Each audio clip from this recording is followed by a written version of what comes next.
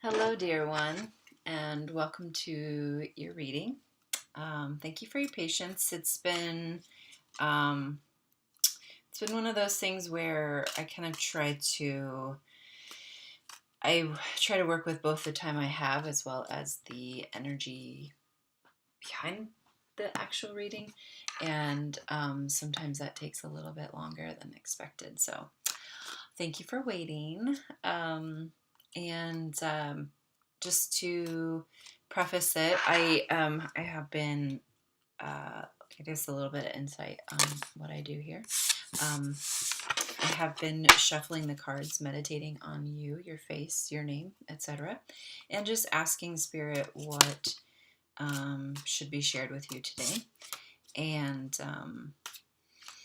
there's a sense, I guess, kind of the idea is that when you're shuffling the cards, you're kind of infusing them with that person so that the cards, work in your favor. I like to believe personally that Spirit will have the message for you regardless of the cards that show up, and that just showing up here and you showing up is really the magic behind it. So the cards are fun. They create like a little bit of a visual reminder of or stimulation of what I should be saying, but I think the message would be there either way. So that being said, everything within tarot and other spiritual actions, practices, is intangible. And when something is intangible, I usually recommend that you take what resonates with you and leave behind what doesn't. And usually when something resonates with you, you feel it in your body somehow, or you have an emotional response. Maybe you get like an image or a song lyric or something. It's really good. It's usually why I recommend having a journal or a piece of paper handy and a pen. Because in those moments, it's really nice that you have a video. You can hit pause. You can write down anything that strikes you. And then when all's said and done, you can kind of put the pieces of the picture together. Sorry, there's a very loud bird outside. I thought it was my roommate. So, yeah. So we're using the Fountain Tarot deck. Ness actually gave this to me. I love this deck. And she trimmed it too. They're beautiful. And so this is what the inside says. You are the voice and the breath of universes. And I like the back too. Awaken the questions. You are the answer. Ooh. Deep. Okay. So I've done the shuffling. I am going to deal the cards.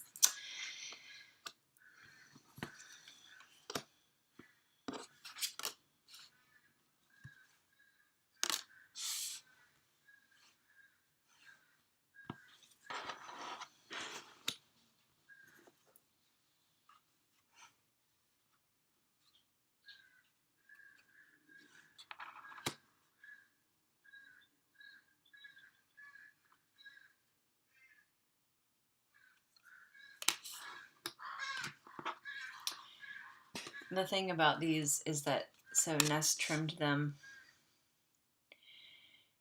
and because of that, I don't know all of the cards, so I really do have to rely on intuition to read them, because sometimes I know what they are and sometimes I don't.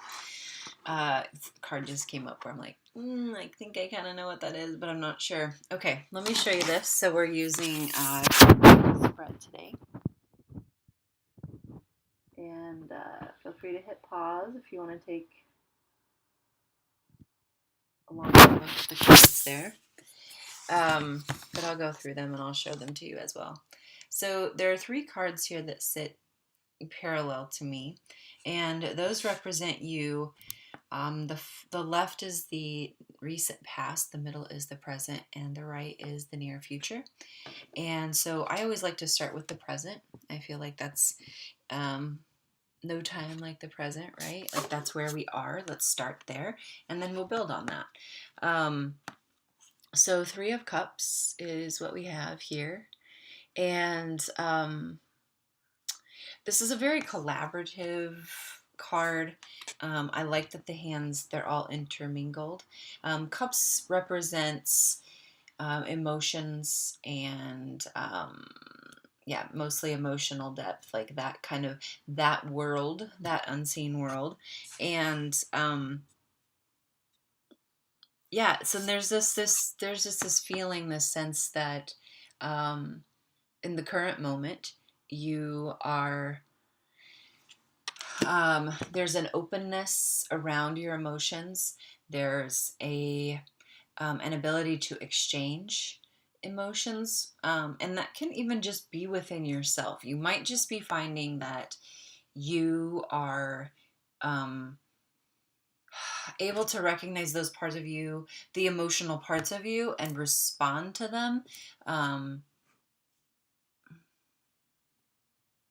yeah, and that's in the recent past. We have this guy, and I actually don't know what card this is, but I get the sense with this guy that there's just this like solo activity, like a solo climb. You know, there's nobody helping him. He's going straight up this beam. Um, and so it's almost like you've moved from this feeling of isolation and solitary to um, more understanding and openness around emotional stuff.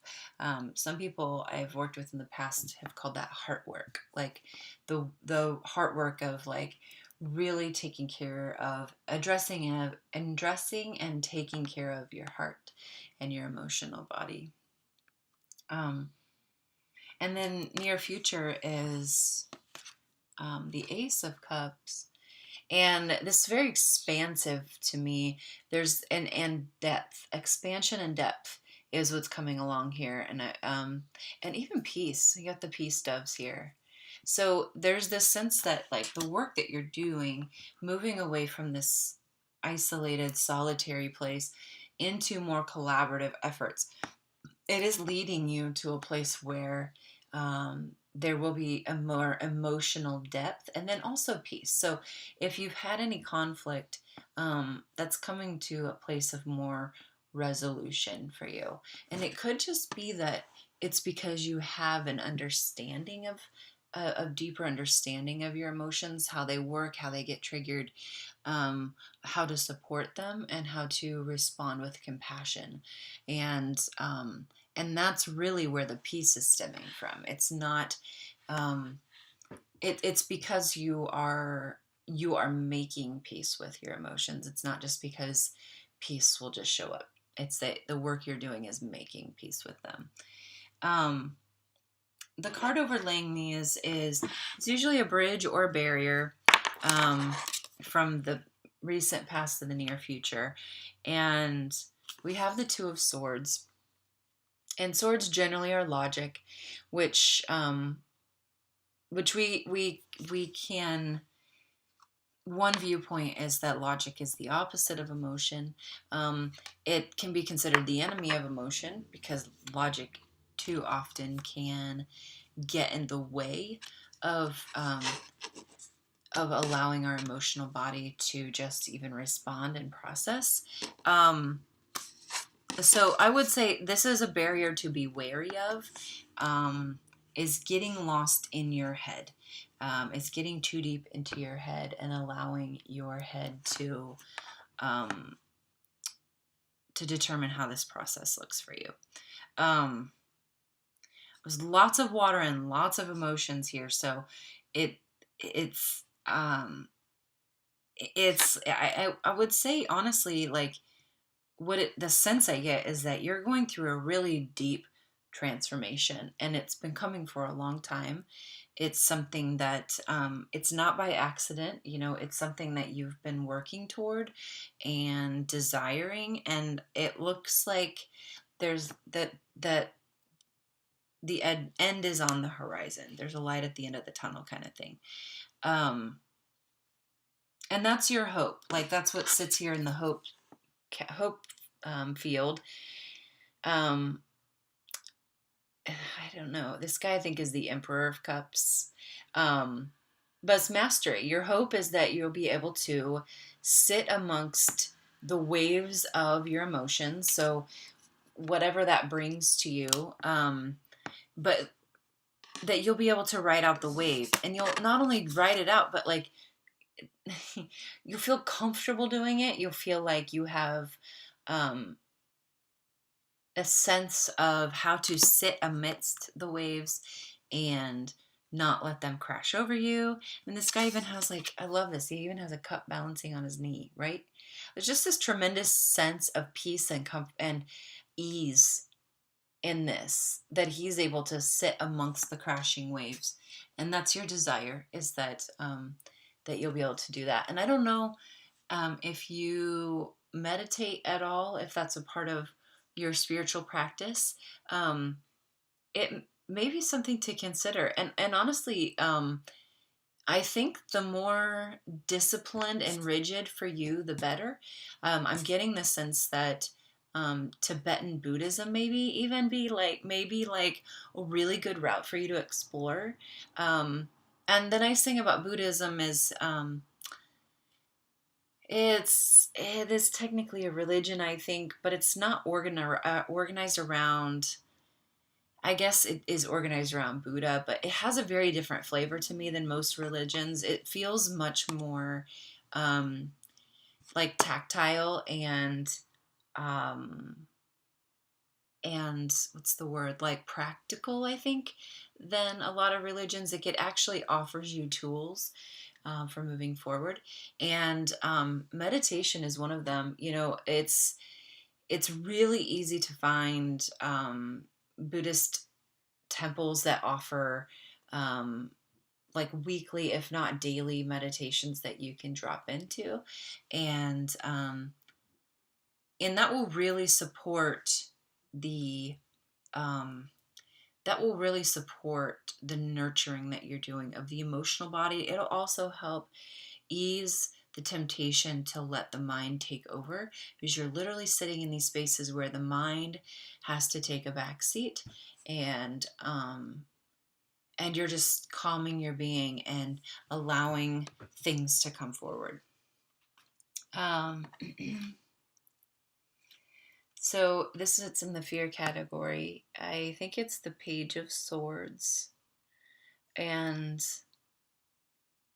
what I'm getting for this in terms of fear is that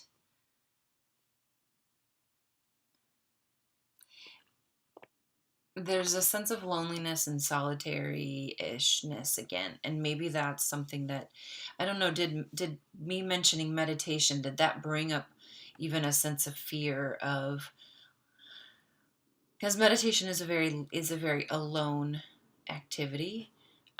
Even if you're in a room of people, you are sitting with yourself, and only you can do that work. And I'm wondering if that brought up a sense of fear that you would have to do the work alone, or that you would, in a sense, be fighting a battle, maybe with your mind, to be able to pursue the more emotional, the emotional healing and development that you've been desiring. Um,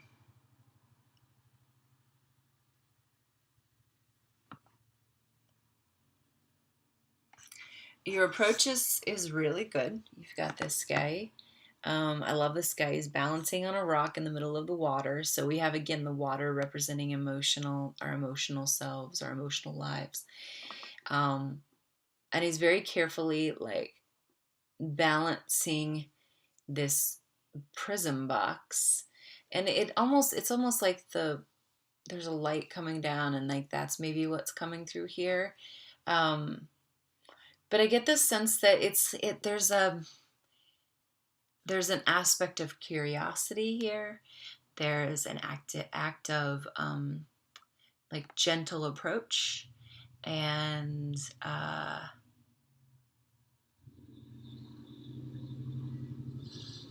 yeah, the way. So this, I think, did I mention this card is what symbolizes your approach to the situation. Um, And I would say, like, you're spot on. Like, just keep doing what you're doing. Maybe incorporate something here or there that you feel like needs to be brought in, but really you're in a good spot. And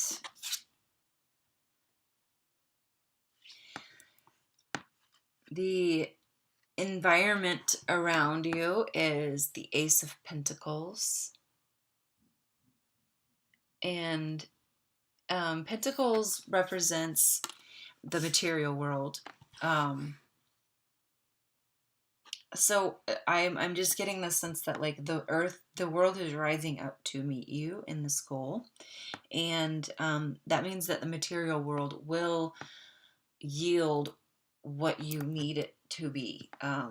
So if there's something in particular that would um,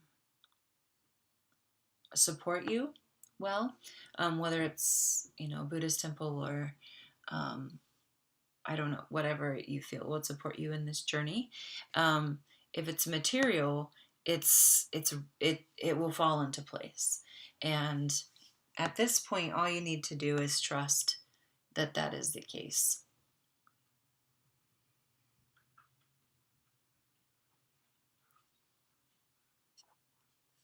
There's also kind of this sense that the material world does not need to be opposite the ascetic world. So, um, I don't see you being tempted by this, but for some reason it still needs to be said that um, the material world, we've just been taught a lot in spiritual practices that the material world is only a detractor from our spiritual growth. And I would say in this, like, that's not always the case. And it really is just the meaning you put on the material world. So, um, if you use that to hide from yourself or to hide from your emotions or to not take care of yourself, then I can see where that it would be a detractor. But um, in a healthy balance, all of these factors play well with each other. They all, um, none is more important than the other. So let's, like, it's, I'm just going to go back to, like, the spiritual thing. Like, a lot of people have put their spiritual practice and their spiritual selves on a higher plane than their physical well-being or their emotional well-being. And then they get terribly out of balance because of that. My grandmother, I remember one of the stories about my grandmother, and she's a missionary now. She has been since the summer I was born, actually. And she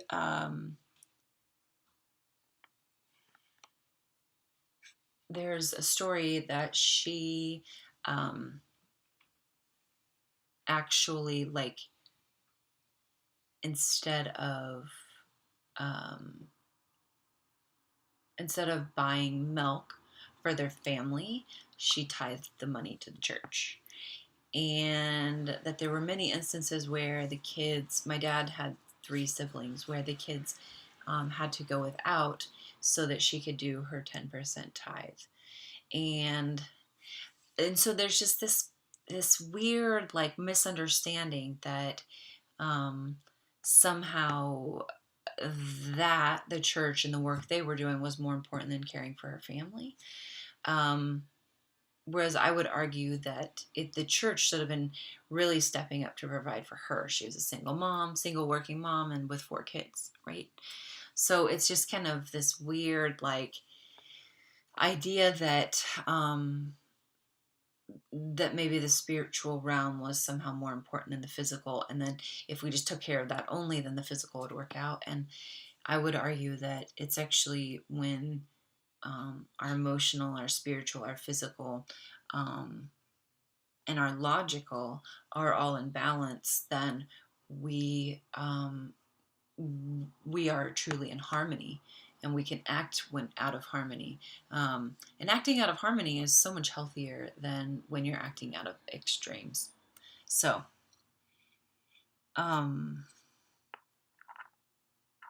there's also this kind of like magical component to this card. Like, I love how sparkly the grass is. There's these hands that are like in the shadows but seem to be rising up to meet the pentacle coin. Yeah,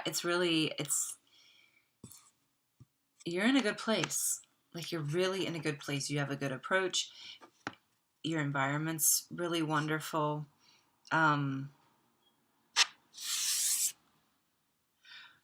There's one of the categories or the places here is what you need to know. And we have the Eight of Cups here. And what I'm getting from this is that there are going to be times when it feels like the emotions are really stacking up against you. And it's important in those moments. See, this guy's got like his back turned toward them. It's important in those moments not to turn your back on the work that you're doing. And more pointedly, not to turn your back on the emotions you're feeling. The thing about emotions is that they're just asking for our attention.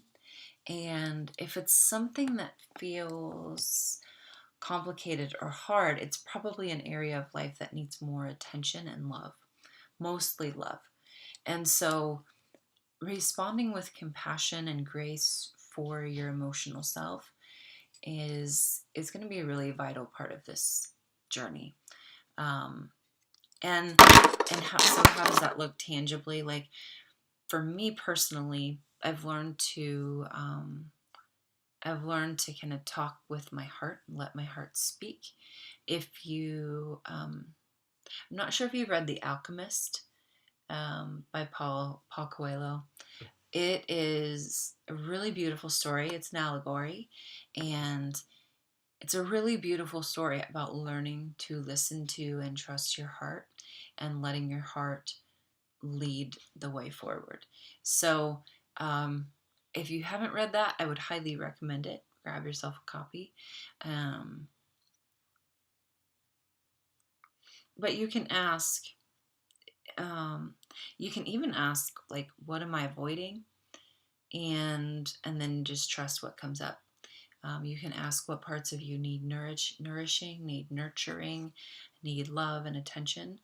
And again, see what comes up. A lot of this is about trusting what comes up and believing it to be true. If that's been a struggle for you, I know that has been for me. It's been a lot of work to learn how to trust myself. And if it's a struggle for you, patience, just lots of patience, lots of compassion, lots of love. You don't need to learn any of this overnight. It will come to you as you're ready for it to come to you.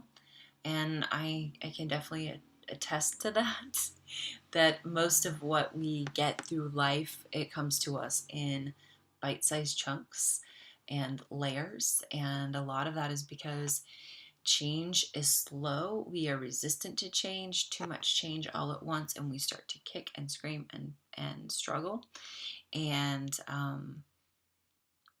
so if you find you're just getting change in bite-sized nuggets, like, it's okay. Just patience, compassion, and love. All of that. Just heap it on yourself. Let it be water to your parched soul. And the resolution is the Four of Swords. And there is definitely a better sense of balance with this guy here. I know he's sitting among the swords, which I've said do correlate to logic. But there's also a very meditative quality about him. And so what I see as a resolution for all of this is that you are learning to live with, or you're going to be coming to a place where you're able to acknowledge the logic and acknowledge the logical brain, but also discern where it belongs, where your thoughts belong, and be able to pick out those ones that give you a better sense of the way forward, and be able to leave behind those ones that don't. So basically, the work you're doing is making a difference. I hope that brings some sense of peace. Maybe if there's been a struggle as to whether or not you're making progress, and I would say the sense that I'm getting is that you are. And the best and most important thing you can do for yourself right now is to really tenderly love on yourself. So I'm going to give you that directive to go out and love on yourself. I also wanted to pull one more card with you. I have a little bit of time left here, so I'm going to pull a card from the universe. Has your deck back? It has your deck. Has your back deck. And get these cards out of the way. Feel free, if you have any questions, feel free to message me. I usually give the disclaimer that I don't have many answers. And a lot of that is because I feel I am channeling messages in the moment. And so what I usually recommend is please, please, please feel free to ask me any questions, make any comments, or share any concerns that you have. But also don't be surprised if I recommend that you take that question back into your meditation and prayer time and ask Spirit to answer it for you. Or ask your heart to answer it for you, because your heart is their most divine connection to the spiritual world. So maybe ask your heart instead. All right. So, universe has your back. So here is the message for you. When I lean on certainty and faith, I change my mind about the world I see. So I'm not going to dig too much into that. That's for your own interpretation. Trust what comes up. Trust that you are being loved and supported. And know that I appreciate you. And I'm sending you all the best. All the love, all the light. I hope this served you well. If you find that it did, I always welcome referrals. And I do reward my current people with a $5 credit toward their next reading for any referral they send my way who ends up booking a reading. So something to consider. Much love to you. Thank you for sharing with me and for letting me share with you. Namaste.